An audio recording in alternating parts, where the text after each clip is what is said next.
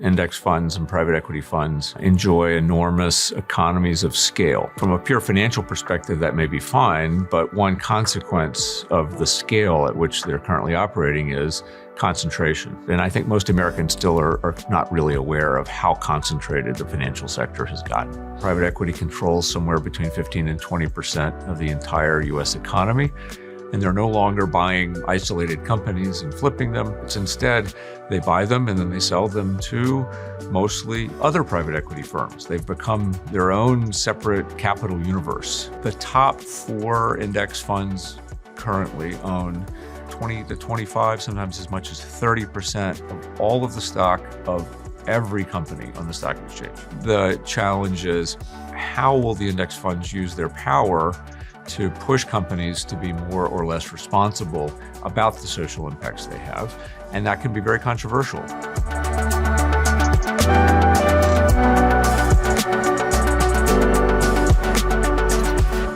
My name is John Coates. I'm a professor of law and economics at Harvard Law School.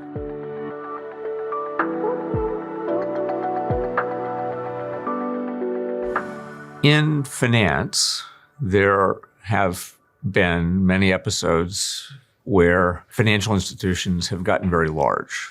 And I think we're living through another one of those episodes. Index funds and private equity funds enjoy enormous economies of scale. The bigger they get, the better they are at doing the basic financial functions they were set up to do. And from a pure financial perspective, that may be fine, but one consequence of the scale at which they're currently operating is concentration. Small number of these players are controlling larger and larger amounts of the US economy, which means a small number of people are having greater and greater control over US economy and society more broadly, the political system, and they're very important now in a way they were not 20, 25 years ago. And so, no, I don't think most Americans appreciate it because it's one of those problems that's just sort of emerged year after year. It's gotten more and more important and more serious. And it really only hit, I think, a tipping point of attention just a couple of years ago when index funds, for example, were able to help dislodge members of the board of Exxon in response to a proxy fight. That was a surprising event. I got a lot of news. It was a symptom of the changes that I cover in the book, but it's only one episode. And I think most Americans still are not really aware of how concentrated the financial sector has gotten.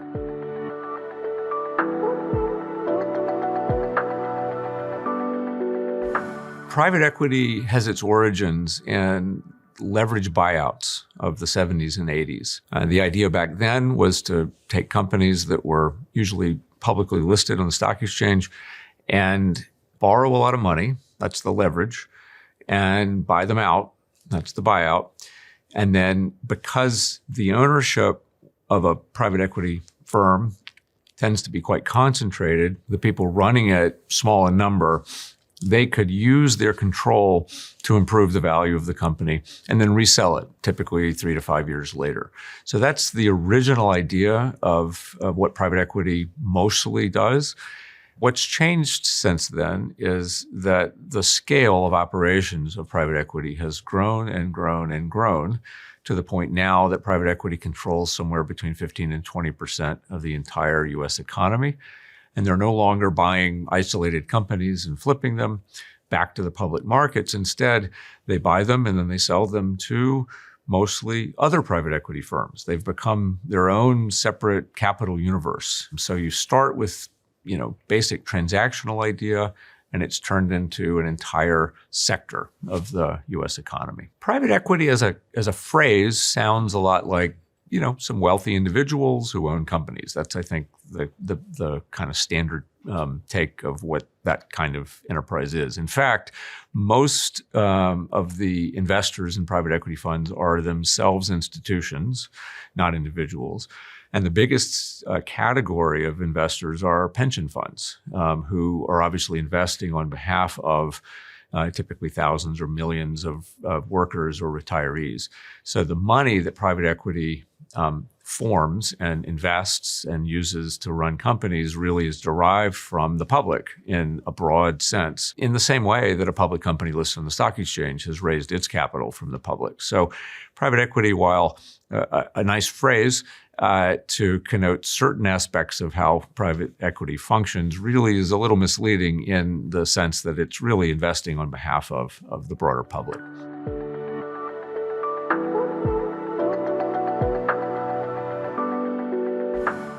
Well, as a first pass matter, if pensions don't generate adequate returns and fall short of their ability to meet their pension obligations, it's usually taxpayers who are on the hook for the deficit, particularly for public pensions, teachers, for example. So the public as a whole, the taxpayers as a whole, have an interest in making sure that pensions are investing well. And since a large part of the money that pensions now invest is invested through private equity, that means the public has an interest in understanding the risks and the returns that private equity is generating for pensions.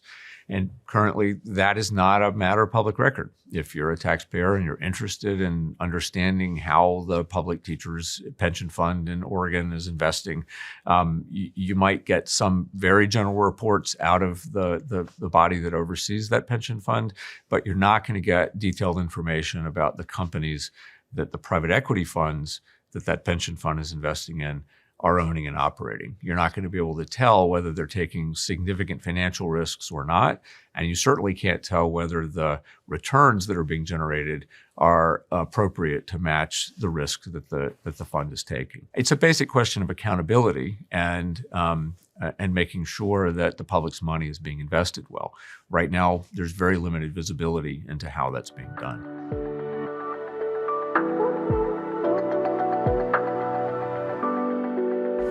I've been tracking private equity since I was a young lawyer back in the 80s.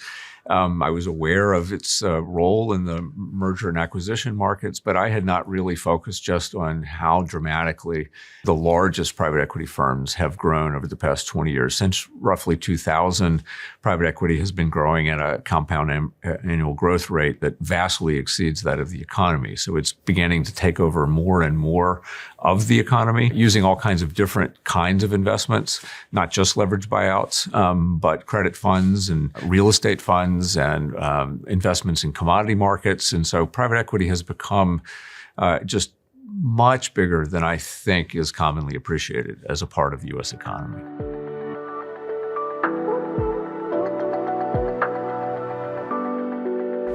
The private equity industry has been very successful in lobbying. They're very good at convincing Congress or regulatory officials to shape law in a way that allows them to remain essentially dark. That is, they don't make disclosure. They're not in the public domain. They don't put out public reports. They don't have any kind of information that the public can use to evaluate what they're doing. Even the investments performance is not a matter of public consumption. So when 1 out of every 10 or 15 workers in the entire economy is employed by a type of fund which raises money from the public, but which makes no disclosure to that public about how they're using their money, that I think is increasingly a challenge for the legitimacy of capitalism. I think capitalism depends upon some degree of transparency about how it's functioning, not simply the bottom line of whether unemployment is at a given level or not, but how employment functions and how workers are being treated and how consumers are being treated. All of that in turn depends on disclosure, and private equity is still not engaging in a significant disclosure about its operations. One of the underappreciated aspects of private equity over the last 20 years has been that it's spread from the conventional kind of company private equity bought typically was a manufacturer doing something relatively straightforward, and the goal there was to streamline operations, cut costs. Over the past 20 years, private equity has moved increasingly into new sectors, many of them in the service businesses, and many of them in service businesses where we have a hard time regulating or governing the conduct of business. And I mean, that sounds a little vague. Medical businesses, dental offices, pet care facilities. These are all areas where private equity has dramatically grown their presence and bought up more and more businesses. Now, what's the social issue there? Well, remember, there's no disclosure. So when private equity buys these kinds of businesses, there's no way to observe what they're doing on a routine basis. And these kinds of businesses typically involve services that are hard to evaluate and hard to regulate. We regulate medical care delivery in part by relying on doctors to be socialized through medical school into a series of norms that they won't harm their patients, even if it might make them more money to do so, that they will disclose adequately to their patients what they're about to do, et cetera. We don't have all of those norms written down into laws that can be enforced very easily. We rely on the doctor's own self-restraint. Now, you take a private equity firm with the debt they raise the money to buy the firm with, which requires repayment, and very sharply powered incentives to maximize short-run cash flow. And you layer that on top of medical professionals, and I think that dramatically affects the way that a medical facility is likely to function. Maybe they'll cut costs in the same way they would with the manufacturing company, and that might be good. But maybe they'll also skimp on care or understaff nurses or engage in overdiagnosis of problems in ways that might help the short-run profit of the firm, but not necessarily be a good long-run result for people in general. And so just to reiterate, this only is a relatively recent phenomenon. If you go back 30 years, private equity was not in the medical business. It is increasingly in the medical business. It's in the dental business. It's in the pet care business. It's in the burial services business. These sectors are ones where I think society's interests are a little different than in a standard manufacturing company.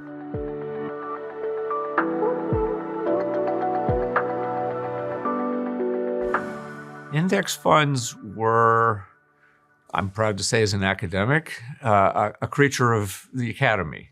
Financial economists in the 60s theorized about how hard it was to identify investments that would outperform the market as a whole, and theorized that maybe we would be better off not trying to do that. Instead, just buy all the companies or buy all the stocks that you could buy. And Vanguard was founded on this idea in the early 70s. It took a long time for Vanguard to convince anyone that indexing, that's this idea of buying all the companies in an index, was a sensible thing. It sort of seems a little counterintuitive. Turn your money over to someone who won't think about what to buy. Instead, will just go to a list that anybody could look up and buy all the companies in that list. How does that work? Well, it works because you're saving a lot of money on the investment professionals that you're not having to hire, and because the market overall tends to outperform over time, say borrowing, it still provides you a good return, and you're diversified because you're buying all the companies in an index, which tends to reduce risk. So that package turns out to be a good one. It tends to beat most active management organizations over time. And as a result, index funds have become increasingly dominant in the investments in public companies. Like private equity funds, index funds since the year 2000 have grown their assets at a rate that's vastly greater than that of the growth in the economy or the growth in stock markets as a whole. So from around 2% of total equity of most companies back in the 90s, the top 4 index funds currently own 20 to 25, sometimes as much as 30% of all of the stock of every company on the stock exchange. Let me just say that again. 4 firms, 30% of the stock of every company, which is listed on a stock exchange. And that's a dramatic growth story, one that I think is, again, underappreciated by most Americans. And with that ownership comes voting power, the ability to determine often who's on the board of a company or how shareholder votes on various issues will come out.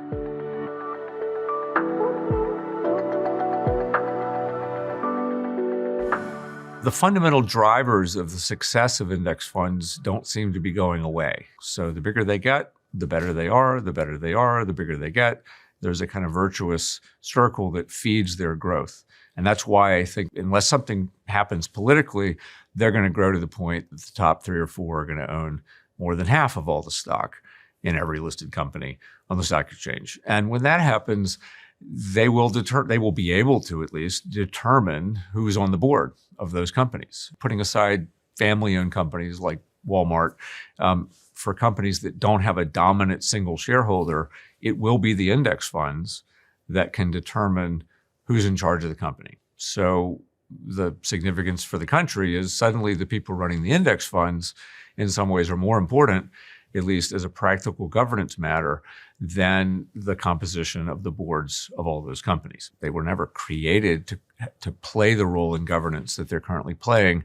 And yet, because they have this concentrated ownership and power that comes with it, they are correctly viewed as playing a very important role in politics and in governance that makes them subject to attacks by politicians and people very skeptical of the choices they're making. So in some sense, the problem they create is that in order to keep doing what they do well, they need to be regulated more than maybe they would otherwise like to be. The trick is to find ways to regulate them, to limit their power without destroying their ability to do their basic financial task. And so that I think is still a work in progress. I don't have a magic solution to it, but I do think more disclosure by index funds about how they use the power they have would be a good first step.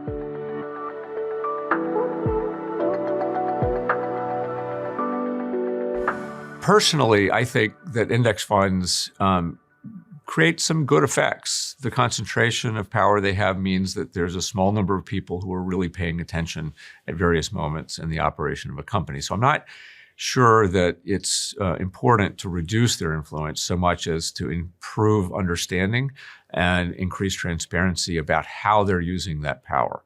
Currently, they do report votes. They report it more frequently than they have to, actually. They report quarterly instead of annually, which is the requirement. I think they could go to a even faster cadence. I don't know why they can't just report votes on a running basis. It's simple in the current technology that we have. But more importantly than that, I think, is to also have some disclosure and even interaction with their own investors before they get to a vote.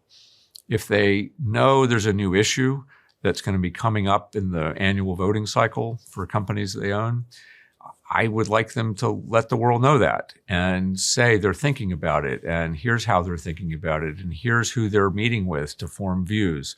Because that process often has to occur before the vote, and by the time you get to the vote, they largely have already made up their mind about what to do. So knowing how they vote, while useful in evaluating them over time, is not very helpful if you have a view or an interest or some knowledge that actually might be useful for the index funds to take into account in reaching their own decisions. So my preferred solutions in how they should be functioning involve greater transparency over time, not simply about a particular vote, but about how they are thinking about the kinds of issues where they do and don't intervene at companies that they own.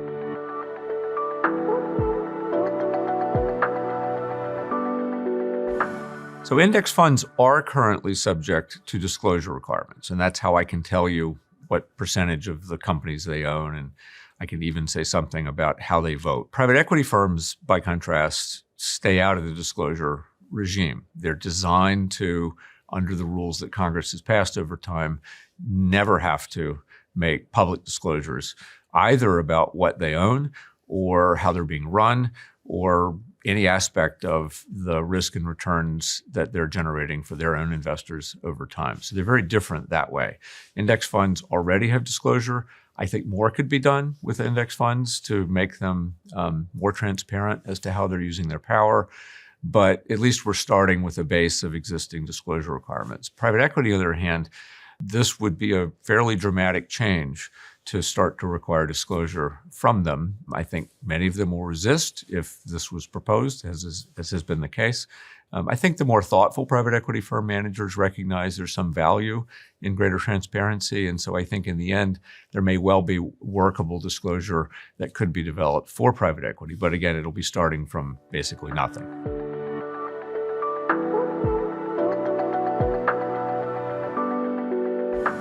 A traditional investor-oriented disclosure idea is about risk and return, and I think that's very important. But the broader public also has an interest in how the economy is functioning because it has direct effects on the climate, for example, on the environment more generally. Water shortages and the like are often directly attributable to business activity. So disclosures that are about the impacts of companies can be just as important to the public as their investment returns. And so, again, because private equity is completely in the dark, we have very limited visibility into the impacts that overall financial sector is having on the world, on the public, and the people that are part of the democracy in which those private equity firms are functioning. Index funds are a little different because they typically own public companies, and those public companies are making disclosures. But here, the challenge is how will the index funds use their power to push companies to be more or less responsible about the social impacts they have. And that can be very controversial. Some people think that, for example, climate change is a near-term and serious risk to the survival of the planet. And for that reason, they want the index funds to be pushing companies to be more responsible about the energy they consume. Other people are more skeptical about that. In any event, the power they have has to be used one way or the other. They have it. And now that means that the focus of struggle over how businesses are operating on the public company side has been moved to index funds. What the index funds are doing will impact the way in which Exxon, for example, is having an effect on the world. Private equity has several different aspects to the way it owns and manages companies. One aspect is it typically borrows money. The debt that's used to buy out a company with private equity ownership creates a sort of discipline. Because you have to pay debt, you can't choose whether you're going to pay a dividend or not, you have to meet interest rate payments.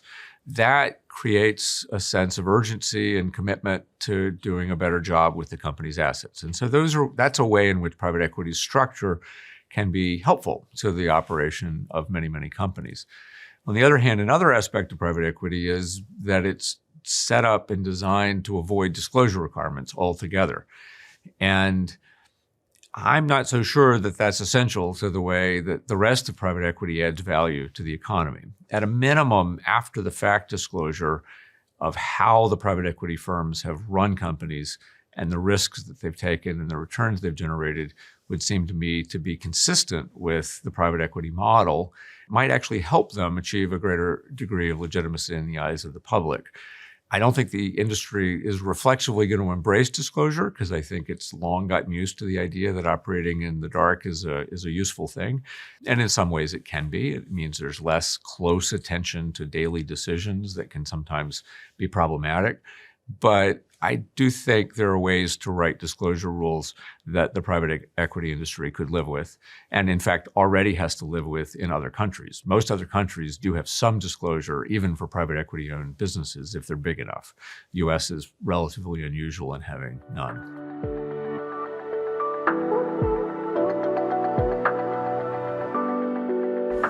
Disclosure practices are partly voluntary in response to market demand, and they're partly mandatory in response to legal requirements.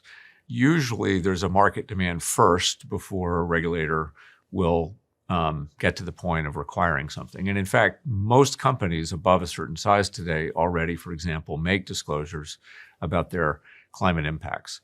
The SEC is currently considering proposed rules to mandate those for all companies that are listed. There are efforts to get privately held companies also to engage in disclosures. And it's interesting, actually, the private equity industry does put out some sustainability reports on a voluntary basis already about itself, more than they do about their own financial operations, interestingly. The question of how far government will go into this space is a political question. And it depends heavily on the politics and governance of a country. Europe is already there. They mandate disclosures about climate impacts even for U.S. companies, if they're big enough and have enough operations in Europe, as many American multinationals do. So in effect, U.S.'s companies, businesses, already having to adhere to some mandates because Europe was farther along and earlier in getting that done. The SEC's pending rule is almost certainly going to be adopted, in my opinion. It probably won't be as quite as expansive as the European rules. California has adopted its own rules for companies that are active in California, which then affects another chunk of U.S. operations. That set of rules is being challenged in court, so we'll see if it's sustained. But what I think is most interesting about all of the regulatory interventions in the climate space is even if you got rid of them all, most companies are already making disclosures about their climate impacts because investors are demanding it. And so I think the right way to think about the regulatory involvement here in disclosure for public companies, for index funds, and increasingly possibly for private equity is, can you make the disclosures more reliable, more consistent, and more useful over time? I think that's the most important thing regulation can do of disclosure.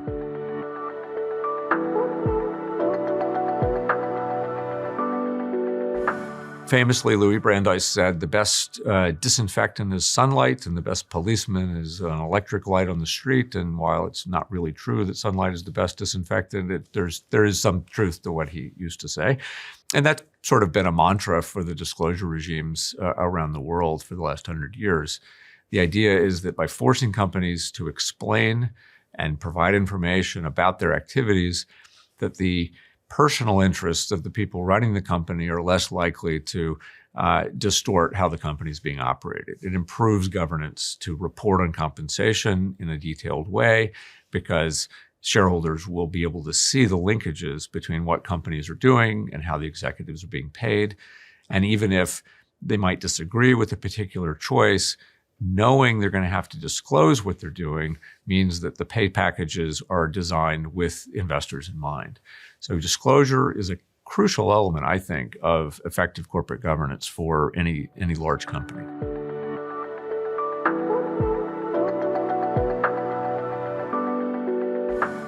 The average American occasionally hears about private equity in mostly negative ways. They read headlines about problems. They read headlines about bankruptcies because private equity increases debt. It can increase financial risk that can lead to bankruptcy.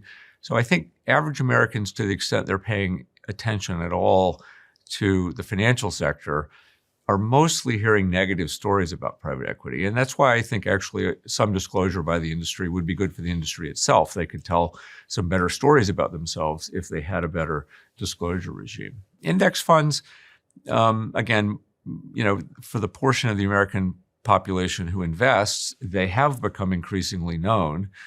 It is increasingly the way in which most people choose to invest. I don't think, however, most Americans understand just how much governance power index funds have, unless they live in a red state like Texas, where it's become a political talking point that BlackRock has been a problem, according to the Republican governor of that state. So if Americans are aware of index funds, it's either as investment vehicle or sometimes in the political sphere. That is part of the point of the book. It's becoming increasingly a political problem for index funds that they're as big as they are.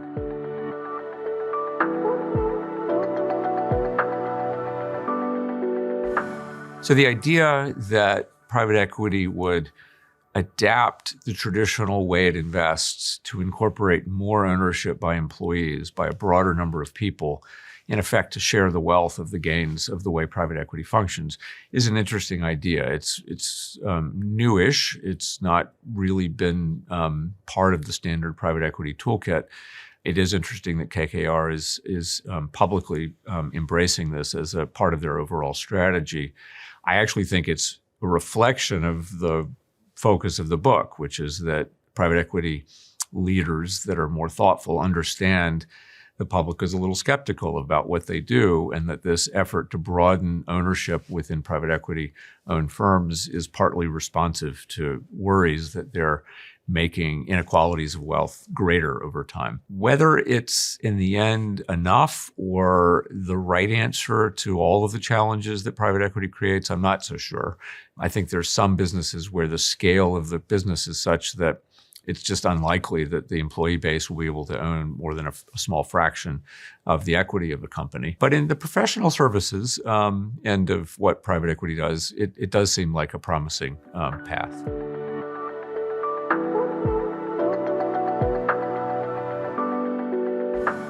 Analyst calls have already begun over the last 10 years to include more questions about topics that generically fall under the umbrella of sustainability. And I think that's a growing recognition that investment returns over time depend upon strategies and operations that are in fact sustainable. And it's a discrete risk dimension that maybe was neglected in the past. So I think it's already happening, and I think it will continue to happen. I think it's hard to imagine a world in which companies that depend heavily on energy inputs are not going to continue to have to think hard about the source of their energy. Companies that have physical plant located in floodplains are going to have real risks that storms may interrupt their operations. So it would be reasonable and I think totally predictable and sensible for analysts and journalists who cover business to be asking questions about those aspects of how companies are operating. Just to be clear, I don't really think this is a truly new thing, but I do think it has become a more regular part of investment interaction.